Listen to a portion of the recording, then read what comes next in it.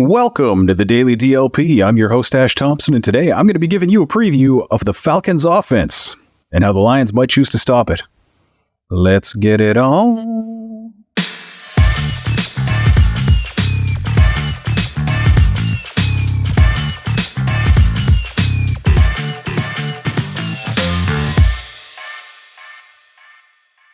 Okay, so the first thing you need to know about the Falcons' origins is the men behind the scenes. Arthur Smith is the mastermind, but he's far from the only architect of what you're seeing on Sundays from the Falcons. Smith started his career on the defensive side of the ball. He was a defensive quality control coach for Washington in 2007 and 2008 before he went to Ole Miss as a defensive intern for the 2010 season. In 2011, he joined the Titans and switched sides of the ball as an offensive quality control coach under offensive coordinator Chris Palmer, a run-and-shoot proponent with a wide-open, screw-blocking offensive mindset that was the reason that David Carr got sacked more than any other quarterback in 3 of his first 4 seasons when Palmer was with the Texans in the early 2000s. And the head coach at that point was Mike Munchak. Smith survived the firing of Munchak in 2013 to work under Ken Wisenhunt, who brought a completely opposing style of run-first approach to the offense. Smith also survived the firing of Munchak in 2015, and then also the firing of Mike Mularkey in 2017. By 2019, he had become the Titans' offensive coordinator and oversaw their revitalization of Ryan Tannehill's career after the Dolphins gave up on him. He also oversaw Derrick Henry ascending from a pretty darn good to a deadly offensive weapon that gained over 4,000 yards from scrimmage over the next 2 years. And that's how Arthur Smith became the head coach of the Atlanta Falcons. He has retained play calling duties for the team, but his offensive coordinator has a great deal of input on the game plans. Which brings us to Falcons offensive coordinator Dave Ragone, who played for the Texans in the early 2000s under a certain offensive coordinator named Chris Palmer. He started 2 games in his NFL career, both of which were in his rookie 2003 season. Ragone's first NFL coaching gig was under Palmer again as the wide receivers coach of those same Tennessee Titans in 2011 alongside Arthur Smith. Ragone also survived Palmer getting canned halfway through the 2012 season and was even promoted for the 2013 season. Surviving coaches above you getting fired is almost always a good sign for a coach. He was also part of the John Fox Bears staff and survived that firing too, actually. He got promoted all the way up to passing game coordinator under new head coach Matt Nagy in a West Coast scheme, which was completely different from any of his previous gigs. I'm going to stop there and say that the offensive coaching staff all have their toes dipped in several different offensive schemes. Here's the first thing you need to know about their offense. They pound the rock like it's a religion. It's a passing league, but here's a quote from Arthur Smith last year in response to criticism of his run-first mentality that is quite telling. There were some of the smartest people in the tech industry who said the iPhone was never going to work. It's nonsense. If you're buying this stuff, shame on you. There's a graveyard of hot takes and these predictions that's just comical. I can't put my finger on it, but for some reason, I really like Arthur Smith. In 2022, the Falcons were predicted before the season to be a 4-win team in the hunt, looking for the first overall pick, and the quarterback they desperately needed to join the NFL in the present as opposed to 1986. Well, they rode their ground game featuring preseason Rookie of the Year candidate. No, he was not. Tyler Algier. Nobody had him on their list of people who was going to be great as a rookie. But they rode him, and quarterbacks Marcus Mariota, who left the team with a couple weeks left in the season, and Desmond Ridder, the third-round rookie quarterback, all the way to 7 wins. They missed a playoff berth by 1 win last year. A division title. This year, they drafted a running back at 8th overall, and they're off to a hot 2-0 start. So they pound the rock, but like how? In 2022, the Falcons ran the ball 55% of the time. So a lot. They do it a lot. But watching the Falcons running game is pretty much the opposite of watching the Lions running game, in that the Falcons don't do everything. You'll see inside zone, you'll see outside zone, and that's the majority of what they are going to do. Unlike the Lions, who have a variety of attacks towards the defense, Smith's offense has very few plays, and they perform them to perfection, with players who excel at executing the plays that they want to run. For those who aren't well-versed in run schemes, an easy way to see what you're watching is when all of the offensive linemen move in the same direction on every running play. That's a zone scheme. Whether they're moving forward or moving sideways, everybody just goes in a straight line in a direction. That's a zone run. Basically, each guy's responsible for whatever defender comes into his zone. It's like zone defense, except that you're running towards somebody and hitting them.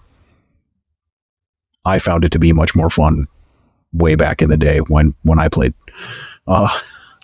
Whether it's a defensive end, defensive tackle, linebacker, safety, whoever gets in the way of that particular blocker is the person that blocker has. Does that make sense? The other type of run scheme is a power scheme. That's where you'll see the linemen like pulling, trapping, Xing each other, going in different directions, doing things that are meant to kind of confuse the defense as to what is happening in front of them. It's complicated and tricky, but it requires powerful players, whereas the zone scheme is simple and it requires athletic players. The Falcons' run blocking is about as basic as it gets. Whenever you hear about a Broncos-style lineman or a Shanahan-style lineman, that's what they are trying to use, is like not necessarily 350 pounds, but a very athletic guy. Jim Caldwell ran this scheme abysmally, but it's what the Falcons do around that basic running scheme that is the subtle brushstroke of a master painter compared to Caldwell smearing paint on a canvas with his forehead. The Falcons use motion to let the running backs and quarterback read the defense pre-snap. This allows the running back to have a pretty good guess as to where the creases in the defense are likely to develop as the play unfolds. This is one of the reasons when you're watching a Rams game, you see jet sweep motion 20 times a game, it feels like. Sean McVay uses a similar mindset in the running game as Arthur Smith. Ben Johnson also has a lot of pre-snap motion, you may have noticed in the last couple games. So while they're running a completely different scheme, the reason is still the same. It's to see where the defenders are likely to be going at the snap. And this motion causes linebackers to shift into spots that the Falcons think they're more likely to get caught up in traffic after the snap. The motion causes defensive backs to move out of good positions to help on the run side of the play. And the motion also gets an extra blocker to the overloaded side of the defense that could cause problems otherwise. Even the receivers the Falcons have are there because of how they affect the running game, in part. The Falcons' leading receivers that are not Bijan Robinson, who I am going to get to, because he definitely does matter in this equation, but the receivers that are getting the most receptions for them are Mac Hollins, who's 6'4", 221 pounds, Drake London, who's 6'4", 213 pounds, Kyle Pitts, who is 6'6", 246 pounds, and Jonnu Smith, who is 6'3", 248 pounds. That and Bijan or Algier is the base offense that the Falcons typically run out of. 12 personnel, 2 tight ends, because technically Pitts doesn't line up in line, but he is called a tight end. So 12 personnel, 2 tight ends, 1 running back. 1 running back, 2 tight ends. However, your brain wraps around that one. Either way, the Falcons have a lot more beef than most teams can bring to bear by a large margin on any given play at the skill positions. So the Falcons basically have the perfect group of skill position players to do what they want to do, and that's before I even get to the best player on the offense. Bijan Robinson is special. 2 games in, it's abundantly clear that this guy is a great player. And he's special not in the way that every mom thinks their kid should be getting 90s in every class if they just applied themselves, but in like a real tangible way. The Falcons are 2-0 right now on the strength of Robinson's sheer massive talent. There's not much else that's really gone superbly correct for them. He's their leading receiver with 10 receptions on the year. He's their leading rusher with 180 yards on the year. But before you go and throw the Lions under the bus for using Jahmyr Gibbs the way that they are, know that even with that massive, unyielding talent on their roster, Tyler Algier actually has more carries than Bijan Robinson for the Falcons. Robinson is far from a workhorse back, as many seem to have been propping him up as. He's their best offensive player and the most dangerous thing on the field. And on 29 carries, he has 180 yards or a 6.2 yards per attempt. But the Falcons aren't exactly babying him the way that the Lions have been babying Gibbs. He has a 55.3 success rate, which, as I covered in a previous video, it measures whether the play was successful, getting the team closer to a first down at a rate appropriate for the specific down and distance. So like a 3rd and 15, 12-yard run is a fail because it did not get a first down. Whereas a 2nd and 3, 2-yard run is a success because it set up a pretty easy third down conversion. Whereas a 3rd and 3, 2-yard run, again, fail because it did not get the first down on third down. You get the idea. Most of last season's rushing leaders were in a 45 to 55% range. So Robinson is crushing it so far this year. He's on pace for 2,168 yards from scrimmage on the year, which would be in the top 30 seasons in NFL history. And this is at a position which there were pundits saying this offseason, we may never see a Hall of Fame player again at this position. And let's not crown him just yet. But barring the massive injury that everyone says every running back will always get, coming soon, Robinson has the potential to be that kind of player. The guy where in 20 years, they're like, man, how does this guy compare to LaDainian Tomlinson, Barry Sanders, Jim Brown? That's the kind of talent this guy has. We'll see, what kind of career he has. But in 2 games, that's the level he's been playing at. And that's what we're dealing with in terms of the rushing attack of the Falcons. Their passing game runs off of that overwhelming rushing attack. Over 44% of the Falcons' pass attempts in 2022 were play-action passes. That means that they either ran the ball or faked running the ball over 70% of their plays in the 2022 season, and that's showing no sign of stopping. Drake London ran a 4.58 40. Mac Hollins ran a 4.53 40. Kyle Pitts ran a 4.44 40. Jonnu Smith ran a 4.62 40. And the fact that Smith, who was faster than all but 3 tight ends who ran at the 2023 Combine, and he was running on the old slow turf in Indy, the fact that he seems slow among this company tells you exactly how the Falcons are going to attack you. It is basically like they have 2 of good Kenny Golladay on the field, and then 2 of one of what you were told Eric Ebron would be, and that's Jonnu Smith. And then they have basically a guy who athletically matches up pretty well with Calvin Johnson as the other guy in this receiving core. They get those big men downfield, and they make you keep up with them, or they make you take them down. That is their passing game.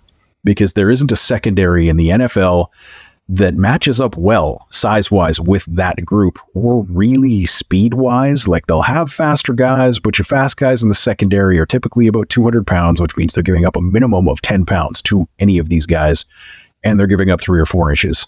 Again, pretty much at a minimum. There's a few guys out there that are different. Your normal outside corner is about 6 feet tall, about 200 pounds. You're losing the size matchup with this team in the secondary. They want their big athletic bodies in conflict with your smaller athletic bodies. And by forcing the linebackers to commit to their run reads, the Falcons open up space between the linebackers and the safeties, and that's where they want to throw the ball, in that 10 to 15 yard range is basically their bread and butter. All of those guys are faster than one of most teams' starting safeties and almost all of their linebackers each week. I mean, Brian Branch barely matched Jonnu Smith, but Branch does play faster than he track times by a weirdly high margin. It's like crazy when you look at the GPS stuff. That's kind of Brad Holmes' thing. Find the guy who runs a slow 40, but has really high GPS speed. Anyway, back to the Falcons. When they're not using play action, the Falcons get their receivers the ball in quick hitting West Coast concepts. And for people who aren't, scheme nerds, that's short, quick timing passes to get big bodies the ball moving in space against smaller bodies. That's basically the basis of Jerry Rice's entire career, is that he was big, strong man going up against those corners in a West Coast offense. And if those passes aren't there, they then dump it off to the running back, and your secondary has to tackle Bijan Robinson or Tyler Algier. And that's a tough task. Like, Algier's the David Montgomery here, but he's more than capable in the passing game, enough so that you can't ignore him at the very least. He has 3 catches on the season, not 0. But the Falcons' offensive philosophy, to borrow some boxing terms, is that they're going to lean on you and they're going to hit you with body punches until you drop your arms, and then they're going to hit you in the face until you're knocked out. So if the Falcons are walking into this game with an army of mobile trees catching the ball and a running back that is nigh unstoppable and already getting his yellow jacket in game 3, how do you beat that? Well, the first thing you need to do is you need to beat that offensive line with a 4-man rush, which is no simple task. The Falcons O-line is rated highly in any of the 2023 preseason rankings you look at. Like, they're not an elite group. They're not the Eagles, where that is the most dangerous thing about that team, in fact. But they're in that second tier of really, really good offensive lines. What they're not, though, is they're not powerful. All of their sidestepping and getting to the second level to take on a linebacker is great. What you need to do is you need to turn that dance of 300-pound men into a messy pile of gunk in the middle of the field. To be blunt, the Lions need Isaiah Buggs and they need Broderick Martin to just punch that offensive line in the mouth and move them backward into rushing lanes. Everything about zone blocking schemes goes completely to hell when the offense needs to double team a specific defensive lineman, or when the running back gets cut off by his own blockers who've been pushed into the path he is supposed to be taking. As Lions fans, if you remember the Jim Caldwell era, watching Amir Abdullah try to get to a hole as the guard was pushed back into his face, that's what I'm talking about. The Lions need to do that. Stop Bijan Robinson before he makes his cut, before he gets to the hole. Make that hole not be there. Make that hole a pile of rubble. The Lions need to beef up this week. If they're playing in NASCAR packages, they are not going to beat the Falcons bully ball.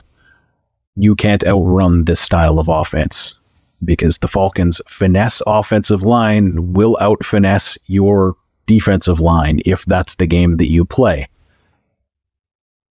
Trying to do that, run your NASCAR package constantly as they've been doing, will very likely lead to a 1-2 record.